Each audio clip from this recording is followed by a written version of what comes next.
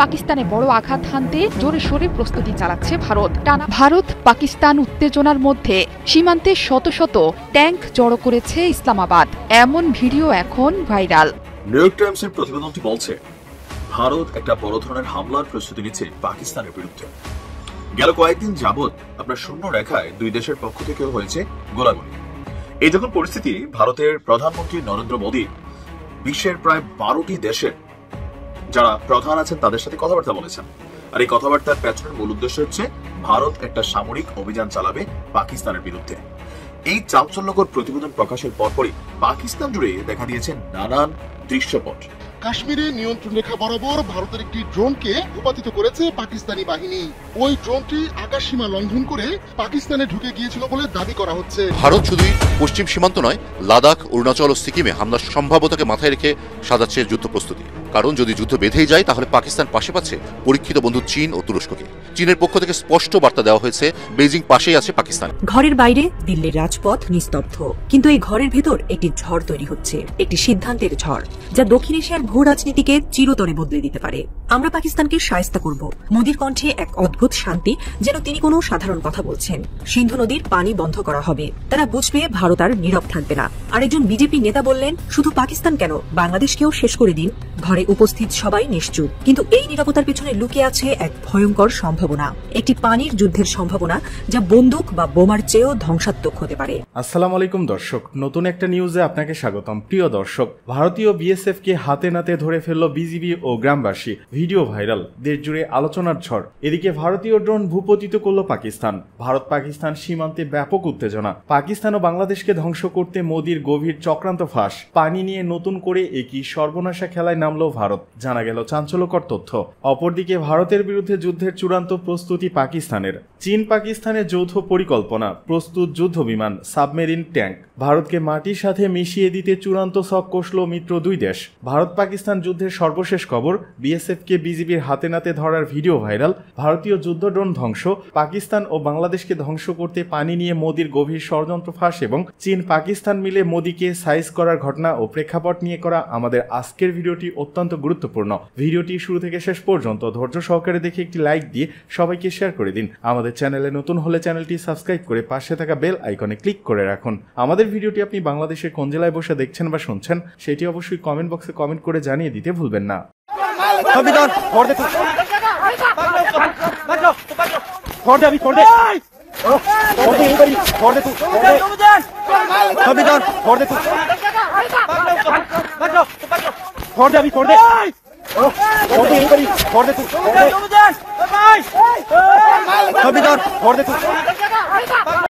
ভারত পাকিস্তানের মধ্যে আনুষ্ঠানিক লড়াই এখনো শুরুই হয়নি, কিন্তু তার আগেই বড় সাফল্য পেয়ে গেল ইসলামাবাদ।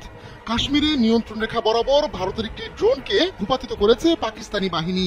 ওই ড্রোনটি আকাশসীমা লঙ্ঘন করে পাকিস্তানে ঢুকে গিয়েছিল বলে দাবি করা হচ্ছে। পাকিস্তানের নিরাপত্তা কর্মকর্তারা বলছেন, কাশ্মীরের ভিমবার জেলার মানাওয়ার সেক্টরে ওই ড্রোনটি ভূপাতিত করা হয়েছে। ড্রোনটি আসলে একটি কোয়াডকপ্টার। পাকিস্তান বলছে কোয়াডকপ্টারটি সীমান্তের ওপার থেকে নজরদারি চালানোর চেষ্টা করছিল, তখনই সেটিকে গুলি করে নামিয়ে আনে পাকিস্তানের সেনারা। ভারত শুধুই পশ্চিম সীমান্ত নয়, লাদাখ, অরুণাচল ও সিকিমে হামলার সম্ভাব্যতাকে মাথায় রেখে সাজাচ্ছে যুদ্ধ প্রস্তুতি। কারণ যদি যুদ্ধ বেঁধেই যায় তাহলে পাকিস্তান পাশে পাচ্ছে পরীক্ষিত বন্ধু চীন ও তুরস্ককে।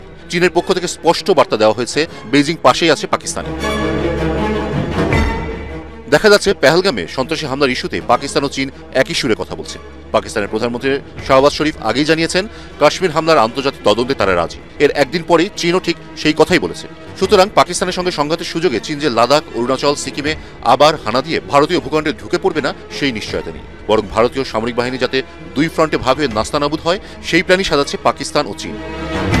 করাচি বন্দরে চীনের দুটি সাবমেরিন আগে থেকেই মোতায়েন রয়েছে। শনিবার থেকে তুরস্ক এবং চীন নিজেদের সমরশক্তি জড়ো করতে শুরু করেছে পাকিস্তানের বন্দর এবং এয়ারফোর্স বেজে। গত 48 ঘন্টায় তুরস্কের 6টি C-30 এয়ারক্রাফট এসেছে পাকিস্তানে। তাই ভারতও দুই সীমান্তে যুদ্ধ মোকাবেলার পুরোদস্তুর প্রস্তুতি নিচ্ছে। সোমবার প্রধানমন্ত্রী নরেন্দ্র মোদী এবং প্রতিরক্ষামন্ত্রী রাজনাথ সিং ও জাতীয় নিরাপত্তা উপদেষ্টা অজিত দোভাল প্রায় ঘণ্টাব্যাপী বৈঠক করেন। পাশাপাশি 3 সামরিক প্রধানের সঙ্গে বৈঠক করেন প্রতিরক্ষামন্ত্রী।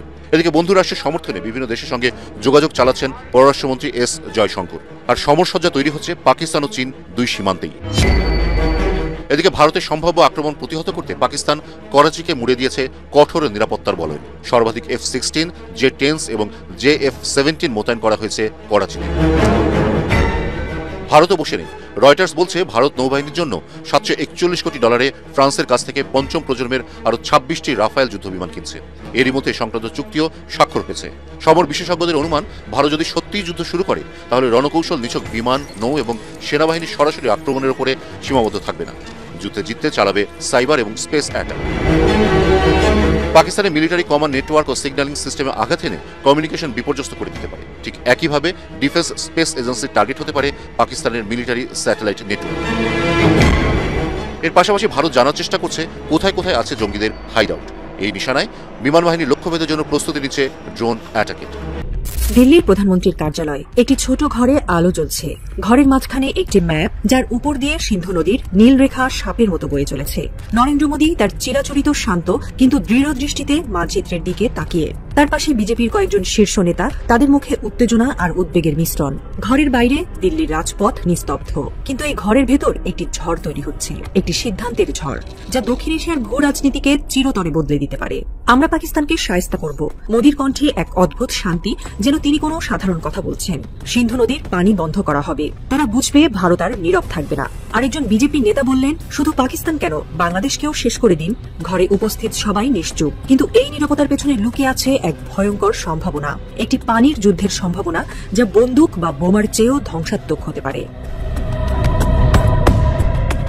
1960 সালে স্বাক্ষরিত সিন্ধু পানি বন্টন চুক্তি দক্ষিণ এশিয়ার দুই চিরপ্রতিদ্বন্দ্বী দেশ ভারত ও পাকিস্তানের মধ্যে একটি সূক্ষ্ম ভারসাম্য বজায় রেখেছে। এই চুক্তি অনুযায়ী সিন্ধু নদী ও তার উপনদীগুলোর পানি দুই দেশের মধ্যে ভাগ করে নেওয়া হয়। কিন্তু বিজেপির সাম্প্রতিক ঘোষণা এই চুক্তিকে প্রশ্নের মুখে দাঁড় করিয়েছে। পাকিস্তানের প্রতি কঠোর অবস্থান নেওয়ার জন্য মোদী সরকার যে পথ বেছে নিয়েছে, তা শুধু পাকিস্তানের জন্যই নয়, পুরো অঞ্চলের জন্য বিপজ্জনক। পাকিস্তান ইতিমধ্যে হুঁশিয়ারি দিয়েছে। ইসলামাবাদের সামরিক ও রাজনৈতিক মহল থেকে স্পষ্ট বার্তা এসেছে, সিন্ধু নদীর পানি প্রবাহে কোনো বাধা সৃষ্টি করা হলে তা যুদ্ধ ঘোষণার সমতুল্য গণ্য করা হবে। পাকিস্তানের পররাষ্ট্র মন্ত্রণালয়ের এক বিবৃতিতে বলা হয়েছে, ভারত যদি চুক্তি ভঙ্গ করে, আমরাও আমাদের সব চুক্তি থেকে সরে আসব। এর পরিণতি ভারতকেই ভোগ করতে হবে। আশ্চর্যজনকভাবে বিজেপির কিছু নেতা পাকিস্তানের পাশাপাশি বাংলাদেশের দিকেও তাদের তর্জনী তুলেছেন।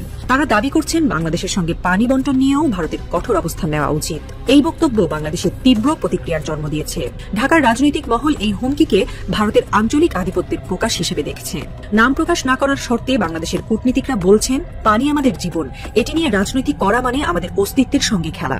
আমরা আন্তর্জাতিক সম্প্রদায়ের কাছে এই বিষয়ে সুবিচার চাইব। বাংলাদেশের জনগণের মধ্যেও ক্ষোভ বাড়ছে। সামাজিক মাধ্যমে ভারত বিরোধী বক্তব্য ছড়িয়ে পড়ছে এবং কেউ কেউ এই হুমকিকে পানি সন্ত্রাস হিসেবে আখ্যায়িত করছেন। দক্ষিণ এশিয়ার ভূ রাজনীতির দাবার ছকে চীন এক নিঃশব্দ কিন্তু শক্তিশালী খেলোয়াড়। বাংলাদেশ ও পাকিস্তানের সঙ্গে চীনের কৌশলগত সম্পর্ক দীর্ঘদিনের। চীন পাকিস্তান অর্থনৈতিক করিডোর সিপিইসি এবং বাংলাদেশে চীনের বিপুল বিনিয়োগ এই সম্পর্কের গভীরতা প্রমাণ করে। ভারতের সঙ্গে চীনের প্রতিদ্বন্দ্বিতা কেবল অর্থনৈতিক বা সামরিক নয়, এটি একটি ভূ কৌশলগত দ্বন্দ্ব, যেখানে পানি একটি শক্তিশালী অস্ত্র হিসেবে ব্যবহৃত হতে পারে। চীন ভারতের উজানের দেশ। ব্রহ্মপুত্র, সিন্ধু এবং সুতলেজ নদীর উৎস তিব্বতের হিমালয় অঞ্চলে। এই নদীগুলো ভারতের উত্তর ও উত্তর পূর্বাঞ্চলের জন্য জীবনরেখা। 2017 সালে পাকিস্তানের সঙ্গে ভারতের উত্তেজনার সময় চীন ব্রহ্মপুত্র নদীর একটি শাখার পানি প্রবাহ সাময়িকভাবে বন্ধ করে দিয়েছিল। চীন দাবি করেছিল এটি জলবিদ্যুৎ প্রকল্পের রক্ষণাবেক্ষণের জন্য করা হয়েছিল, কিন্তু ভারতীয় আন্তর্জাতিক বিশ্লেষকরা এটিকে একটি পানি অস্ত্র হিসেবে বিবেচনা করেছিলেন, যা মোদী সরকারের জন্য স্পষ্ট সতর্কবার্তা ছিল। বিশেষজ্ঞদের মতে, ভারত যদি সিন্ধু বা গঙ্গা পদ্মার পানি প্রবাহ বন্ধ করে পাকিস্তান ও বাংলাদেশের উপর চাপ সৃষ্টি করে, তবে চীন পাল্টা পদক্ষেপ হিসেবে ব্রহ্মপুত্র বা অন্য নদীর পানি প্রবাহ নিয়ন্ত্রণ করতে পারে। এটি ভারতের উত্তর পূর্বাঞ্চল, বিশেষ করে আসাম ও অরুণাচল প্রদেশের জন্য বিপর্যয় ডেকে আনতে পারে। ব্রহ্মপুত্র নদীর ওপর চীনের নির্মিত বাঁধগুলো ইতোমধ্যে ভারতের জন্য উদ্বেগের কারণ। 2020 সালে চীনের একটি বাঁধ থেকে হঠাৎ পানি ছাড়ার কারণে আসামে বন্যা হয়েছিল, যা ভারত চীন সম্পর্কে নতুন উত্তেজনা সৃষ্টি করেছিল।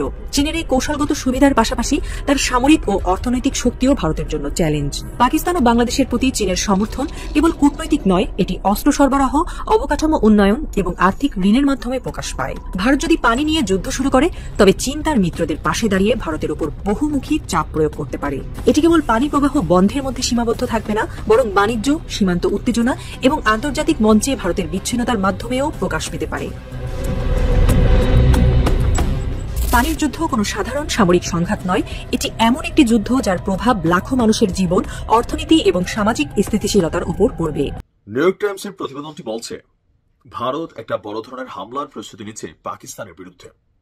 গেল কয়েকদিন যাবৎ আপনার শূন্য রেখায় দুই দেশের পক্ষ থেকেও হয়েছে গোলাগুলি। এই যখন পরিস্থিতি, ভারতের প্রধানমন্ত্রী নরেন্দ্র মোদী বিশ্বের প্রায় 12টি দেশের যারা প্রধান আছেন তাদের সাথে কথাবার্তা বলেছেন। আর এই কথাবার্তার পেছনের মূল উদ্দেশ্য হচ্ছে ভারত একটা সামরিক অভিযান চালাবে পাকিস্তানের বিরুদ্ধে। এই চাঞ্চল্যকর প্রতিবেদন প্রকাশের পরপরই পাকিস্তান জুড়ে দেখা দিয়েছে নানান দৃশ্যপট। এর মাঝখানে আসন্ন ভারতের যে কোনো হামলাকে মোকাবেলা করার জন্য পাকিস্তানের প্রস্তুতি রাখে। কূটনৈতিকভাবে পাকিস্তান কতটুকু সমর্থন পাবে, অথবা সামরিক দিক থেকেও ভারতকে শাসানোর জন্য পাকিস্তানের পদক্ষেপ বা প্রস্তুতি কি, সেনা সদস্য বা যুদ্ধের বাকি যত কিছু আছে আমরা যদি সবকিছু হিসাব করি, সেই ক্ষেত্রে পাকিস্তান ভারত থেকে অনেক পিছিয়ে। তবে আণবিক শক্তি বা পারমাণবিক শক্তিতে পাকিস্তান এবং ভারত প্রায় কাছাকাছি। তবে পাকিস্তান বলছে ভারত যদি যে কোনো ধরনের অভিযান পরিচালনা করে, সরাসরি তারা প্রয়োজনে পারমাণবিক অস্ত্র ব্যবহার করে বসবে। আর শুধুমাত্র বলেই কিন্তু ক্ষান্ত হয়নি। পাকিস্তানের প্রতিরক্ষা মন্ত্রী খাজা মোহাম্মদ আসিফ, তিনি যেহেতু রাষ্ট্রের প্রতিরক্ষা মন্ত্রী, পাকিস্তান ধরেই পারমাণবিক যুদ্ধের আওয়াজটা তারা প্রথমে নিয়ে নিছে। এমনকি তিনি তার টুইটারে বা এক্সের মধ্যে একটা পোস্ট শেয়ার করেছেন, যেখানে পাকিস্তানের পারমাণবিক যে মেশিনারিজ গুলো আছে সেগুলো একটা ছবি তিনি প্রকাশ করে বলছেন যে অস্তিত্ব রক্ষার প্রয়োজনে আপনার পাকিস্তান পারমাণবিক অস্ত্র ব্যবহার করবে। ইসলামাবাদে ব্রিটিশ বার্তা সংস্থা রয়টার্সকে দেওয়া সাক্ষাৎকারে তিনি বলছেন, এখন যদি যুদ্ধ হয় তাহলে পাকিস্তানের প্রস্তুতি কতটুকু। বার্তা সংস্থা রয়টার্সকে পাকিস্তানের প্রতিরক্ষা মন্ত্রী বলছেন, আমরা আমাদের বাহিনীকে আরো শক্তিশালী করেছি, কারণ এখন সামরিক আক্রমণ আসন্ন। সুতরাং এই ধরনের পরিস্থিতিতে কিছু কৌশলগত পাকিস্তান সিদ্ধান্ত নিচ্ছে। আমরা সকল ধরনের সিদ্ধান্ত নিয়ে ফেলেছি। কাশ্মীরের ঘটনাকে কেন্দ্র করে পাকিস্তানের বিরুদ্ধে ভারতের হুমকি ধামকি এবং সামরিক আগ্রাসনের খবর পাকিস্তান কনসার্ন করছে। পাকিস্তানের সামরিক বাহিনী ভারতের হামলার সম্ভাবনা সম্পর্কে সরকারকে কন্টিনিউ রিপোর্ট করছে। ভারতের এই আক্রমণ আসন্ন বলেও মন্তব্য করেছেন তিনি। তার বক্তব্য হচ্ছে যে পাকিস্তান উচ্চ সতর্ক অবস্থায় রয়েছে। যদি ভারত আক্রমণ করে, আমরা আমাদের অস্তিত্ব রক্ষার জন্য আপনার পারমাণবিক অস্ত্রের ভান্ডার ব্যবহার করবো। এমনকি এই ব্যবহারের জন্য পারমাণবিক অস্ত্রগুলোকে যেভাবে সুসজ্জিত করা অথবা এগুলাকে প্রস্তুত করা, সেক্ষেত্রে পারমাণবিক ইউনিটকেও বিশেষ নির্দেশনা দিয়েছে পাকিস্তানের সেনাবাহিনী বা প্রতিরক্ষা মন্ত্রণালয় থেকে। আর পাকিস্তান নিজ থেকে ভারতের সাথে যুদ্ধে জড়াতে অনাগ্রহী। তবে ভারত যদি কোনো সামরিক পদক্ষেপ নেয় তাহলে পাকিস্তান সেখানে পিছু হটবে না।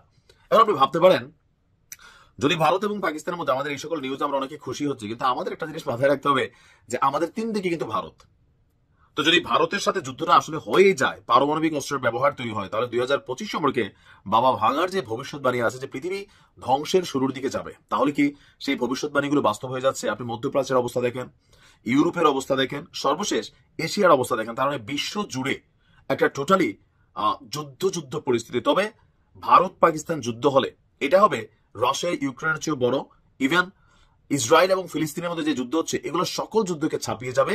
মেইন কারণ হচ্ছে এই দুই দেশকে কেন্দ্র করে পশ্চিমা শক্তির যে আধিপত্য, প্লাস এখানে আপনার রাশিয়ার সাথে পাকিস্তানের সম্পর্ক, আবার ভারতের সম্পর্ক, চীনের সাথে একটা সম্পর্ক, সবকিছু মিলিয়ে এই যুদ্ধটা বিশ্বব্যাপী ছড়িয়ে পড়বে। তৃতীয় বিশ্বযুদ্ধ সম্পর্কে যেই সতর্কতা ছিল, নস্ট্রাদামুসের ভবিষ্যৎবাণী, এগুলোর দিকে আস্তে আস্তে কিন্তু ধাবিত হচ্ছে।